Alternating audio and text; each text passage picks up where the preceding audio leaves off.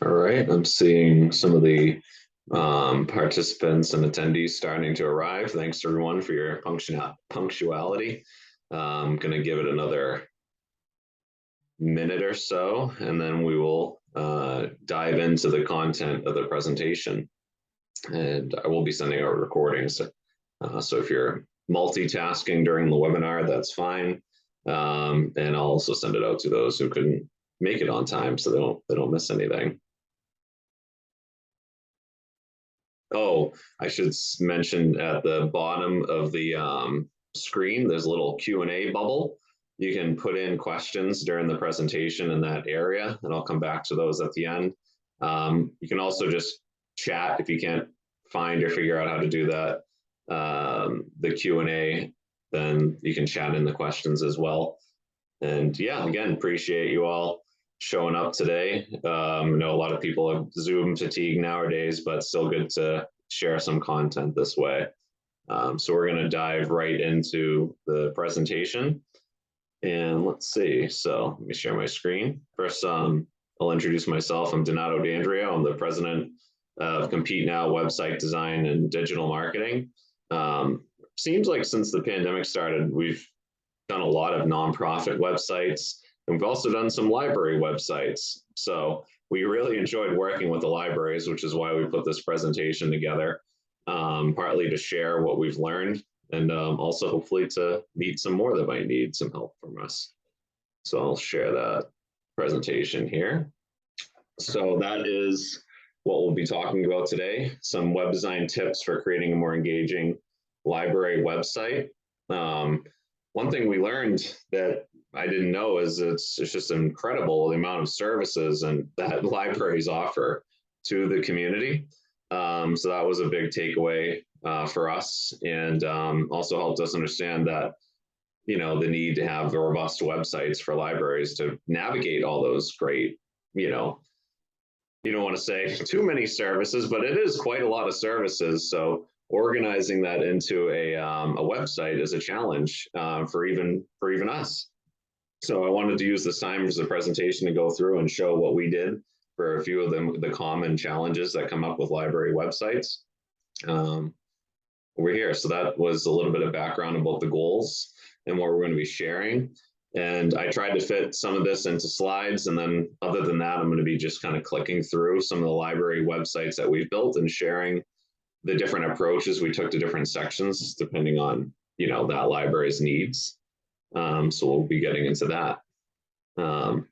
First off, one of the questions is, you know, does your website need a redesign? That's where you kind of just, you know, tearing down your old website and rebuilding a new. Over the course of doing the research and for various libraries, we did realize that it seems like a lot of the libraries have a very consistent template where there's like, they're outdated, old, they don't work well on the phone. They have like a 3-column system where you have kind of a column of information on the left, a thicker column in the middle, and then a smaller column on the right. And a lot of those designs do not work really well for mobile responsive designs. And typically when we're looking at the Google Analytics, you are expecting at least half of your traffic at the library to be on a phone or a mobile device. So it's definitely very important to keep that in mind. And that could be a driving force which can be behind why maybe you want to take some of these tips from today and apply it to your existing website. But if you're seeing that your website is really falling behind the times and is difficult for the community to use, considering a redesign. So that's all we had to say on that particular about that. We want to talk about some of our top tips that we've taken away from some of the sites. The first one is really easy one, but this is making it so that the catalog and the account pages are super easy to find, because that's where, you know, your most frequent visitors to the library, they're going to be really almost wanting to come to the website and find those links without even having to think at all. And then once they know they're there, they're just always there. So it's nice and easy to find those links. So the example in the first slide was the Walpole Library, which this was the most recent one that we did. So this is almost like a sample of after everything we learned what we did most recently. And then we have the catalog and account. Formerly, we were going to try to drive people more towards reserve a room with one of these buttons, but it's still pretty prominent and easy to find here in the reserve a room section. But yeah, being able to drive people into the catalog is important, and driving people into the account or through the search. This is another thing we found on a lot of library sites. They need to have almost two searches. There's a search the site and a search the catalog. And we accomplished that with this pop-up form where you click the search the site, and then it allows you to pick your keywords and then decide if you're wanting to search the catalog or the website. And then if you search the catalog, say like Titanic, and I search the catalog, you can see it'll bring you right into the catalog search here for that keyword. And if I had searched within the website, it would have brought me within the website. So that were two important things to keep nice and easy to find when you're searching the catalog or searching the main website. You can see that was pretty consistent on the website that we did as well for the Tyngsboro Library. And since I'm sharing the sites, you can see how we did change it up a little bit between the two sites. Zoom out a little bit. We have the search and the catalog and the website, and then we have the account login. And it's kind of like a personal preference thing, but I kind of liked what we did on the Walpole, where we have the search as more of an icon here, because you have the cat linked in the catalog anyway. So we were able just to save some of that real estate needing a full-fledged form in the header by doing it this way. So that's just a small detail, but something that, definitely would like to share what our thinking was in that area. And then this is the older one that we did for Newberry, but still has stood up for the most part to time, where you have the search the catalog button on the top, and then you have the rest of the buttons. So still very nice, clean design overall. So that's where we're highlighting the nice, easy to find catalog and account links. Another thing that we've really, and not even just library sites, just a lot of these sites in general,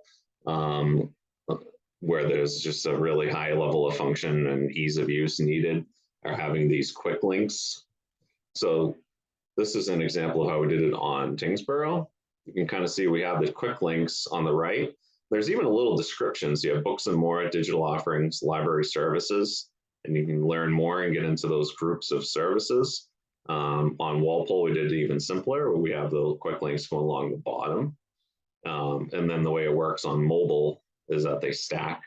So that's always a consideration. So once you get into the mobile appearance of the site, you can see how right on the view here, you have an easy thumb click into any one of those 4 quick links. Did the same for the Newberry Library. You have these kind of quick links here going across the bottom. So that's really just a matter of identifying what are the 4 or 5 most important actions that our users and our community needs to just quick access to, and then driving them right into it. So that is important for just easy usability on the website, and something that we've built into these 3. All right, I'm just gonna pause and make sure I don't have any questions there. Okay, seems like everybody's still in there. So that's the strategy for the quick links, and just kind of what our thinking was on there. And you can see the 2 styles where you have a little bit more explaining. And that's also one of the things that we worked on with these libraries, is like, how do you group those main buckets of information? So you have the books and more, then you have your digital resources, and then the services. And that's how we broke them up, because formerly this site in particular had one huge list of services, and it was hard to really figure out what was digital, what was books. How do you navigate those various services? So that's a big thing now, is just making it super clear that you have all those additional great digital services, watching movies, music. I had no idea any of all those options until we started working with these couple of libraries. This is an interesting one. This seems to be something that most libraries have access to, but on the couple of sites that we did, that they either wasn't working or they didn't have it. But this is just a Wowbrary widget. I think it was just either free or very low cost, but it's nice. It adds a feed of your newest arrivals, and then as web designers, we can customize the code and the styling so that it matches the look and feel of your site. And it also allows for a sign up for new arrivals form, which is kind of cool. So if you go there, that's just a way to have something on your homepage that's updating automatically on an ongoing basis, that you don't have to keep worrying about updating manually for any reason. So that's where it kind of pulls in the feed of books. So that's a very easy addition. So even if you have a website that is already up and running, this is an easy, and it's called Wowbrary. And if I click on sign up for new arrival alerts, you can kind of see it brings you to a form to get notifications about new books and new arrivals that are coming into the library. So I thought that was a nice little feature that we learned about that maybe not everybody's taking advantage of, but everybody has access to, more or less, depending on our catalog. And now this was one of the more fun aspects of the most recent couple of sites that we did, was the resource, making it into a resource center. So there's so many resources and links and things that the libraries have to offer. And what we set it up was, if you go into digital and then I click on resources, that'll give us that full index. We set it up so that you have all your resources, and it has the title and a little description, and then at the top, we made it so people could filter. So you could filter by, career and employment, and that'll filter all the resources into one list. You can, make it into a nice library of resources right within your website of all these third-party resources you have. So I click on Boston Globe and I click to view that resource. It'll bring us to the page within the website, have the Boston Globe logo, a little description, and then a view resource link, which would open a new tab in the window and bring you to that resource from the library with their specialized link if they have one. So that was a nice feature. And then through categorizing everything the way that we did, you're able to have this kind of like additional resources feed that kind of feeds in some other resources that are relevant to the one that you've selected in the first place. And then what we did for Walpole was we just cut out that additional link. So you saw before I clicked into Boston Globe, and then you can view the resource. On Walpole's, what we did was, let me go in here, books and more. I'm going to try to get into where they have it. They've had a lot of fun. The way that we build the websites is that the librarians and the staff can manage and manipulate the site as needed. So this site has actually been changed quite a bit since we did it, because they've been doing a great job managing it. But this is where you can see that page where it's like Hoopla, where on the Tingsboro site we would have a page for Hoopla specifically, but this one they just make it so that when you click to the Hoopla, it actually opens up a new page, so you can go and get that information directly. But this was one of the features of the library sites that we did that we didn't see on many others.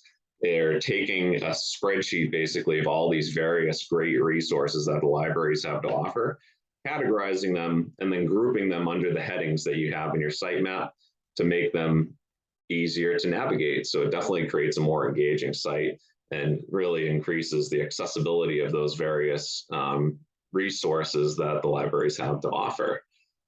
So if I hover on here, really is, group, you go into the movies, brings in the 2 resources that you can use to watch movies. So it's definitely makes a very dynamic experience to the website so that people can navigate and browse and, find what they're looking for. The navigation is also a very important role. So this one we had about, books, events, services, community, kids and teens, resource, support the library. I feel like our navigation on Tingsboro was really, I think it came out really, really good, where we have books and more, digital, services, calendar, youth, about, hours in contact, and you kind of see there are drop downs that go underneath each of those, but those are very easy to use categories to follow.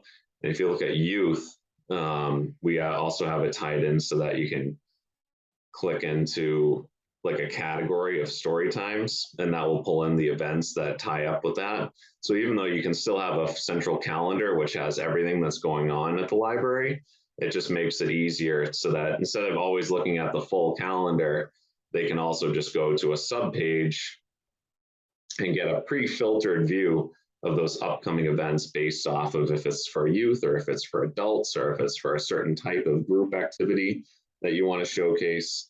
That's just, another way to make a more engaging site to set up those upcoming events feeds within the site.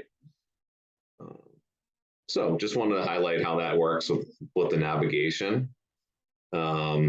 One thing we've also done on the last two is having the library hours and contact information prominent. So you can see on the Walpole, we have the currently open, the hours, same thing for the Tingsboro opening hours. That's definitely seems like a very frequently asked question.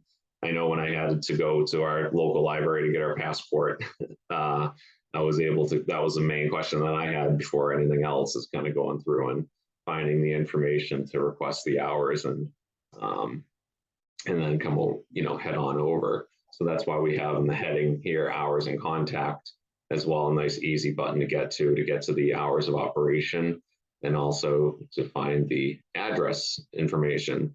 And they did a nice thing here where they actually have the schedule of the holidays and the closings on their contact page. So that's always nice to be able to double check on those dates to, match it up with what days that they might be closed otherwise. The images can be a challenge. On the Walpoles, you can see that we used a lot of stock images, which works fine. Looks like he tried to maybe put one of his own in there. He's been going through and putting in some, but there are resources to find stock images to use throughout these pages. So the most important thing is just ensuring that you have high quality images that you can use throughout the website, and then sizing them and scaling them so that it doesn't slow your page loading times down. Just a couple of quick tips on how you can, manage your website in a way that you have high resolution images that look good. Two of the websites that we recommend, we really like bigstockphoto.com is one, and then envatoelements.com is another. And if you already use Envato Elements, they also have some stock videos and some other like background graphics and things that you can use. So if you're a library and you're needing to make additional graphics and images in-house, it's good to have those. And if you haven't already looked into Canva, definitely recommend that as well. I know on the Tingsboro Library, I've seen that they've been publishing some background images to their page that maybe they're using Paint or something like that. But if you use canva.com, it's a very good program that's, makes it so that you can make high quality graphics without any experience using Photoshop or Illustrator or one of those Adobe products that are, you need like an additional degree to use. All right, so that's just another tip. But definitely, if possible, trying to snap photos and have actual community photos that you have permission to use is always going to result in a better end product and more engaging website design. Having the upcoming and featured events feed to the homepage is very important. The homepage is pretty much always going to be the most viewed page on almost any website, really. And to have an automatic way that you can pull in your news events onto the homepage is very important. So I'll show you the different types. There's announcements about news and events, or this could be like a news feed of things that happened. So these are things that they're highlighting here on the front. And then on the right, that's just pulling in automatically from their calendar, whatever is coming up next, all the way back to what is the oldest. And then you can also click to view into the calendar. So that's just a good element that we've noticed is very important for the home pages. And usually after that initial, hey, here's the picture and you have reached the right place, this is the library and here are the quick links. If it's somebody that's more curious and wants to know more about what's going on, it's nice to have it right in that next page scroll view for people to find and discover more information about. So that was another common tip. So just considering things that you might need to know if your library website does not have kind of that full view Can't function on a cell phone properly, kind of like some of these ones. That's kind of, and having some of these more modern features with searching a resource library, things like that, then that's, those are good indicators that it might be time for a redesign of the website. And also, if it's just hard for you to manage, that's another good indicator that your library needs a new website or an upgrade. We build our websites with WordPress. It's a very easy program to work within. We also provide a custom video tutorial that will show you how to manage the website on an ongoing basis and keep up with the changes. And we also provide ongoing technical services as needed to assist with security updates, software updates, backups, all the things that fall outside of a typical content management. So that's just a little bit about our build process. So kind of try to get through those slides and some of the tips and things that we've discovered as quickly as I can. I'll just show you within the site a couple little highlights, and then I'll check to see if it's a good time to put in any questions you might have, because I'll be reviewing those in just a minute. But you can kind of see that on the wall poll, they had contact us kind of tucked under about. That's always a decision too. I usually like to have the hours and contact fairly prominently. It's something that people are accustomed to looking for on the homepage. So just a little tip about what we usually recommend in that case. Youth, definitely a very popular title, so you want to keep that. Friends of the library, it's pretty easy within WordPress to set up a form, join and pay online form within the site. So that's something that we've seen is missing on a lot of sites as well that would be good to add. So yeah, let's see if we had any questions. I haven't seen any questions posted. I did get a couple of replies to our email invitations when we were going through it, and one was just asking about timing.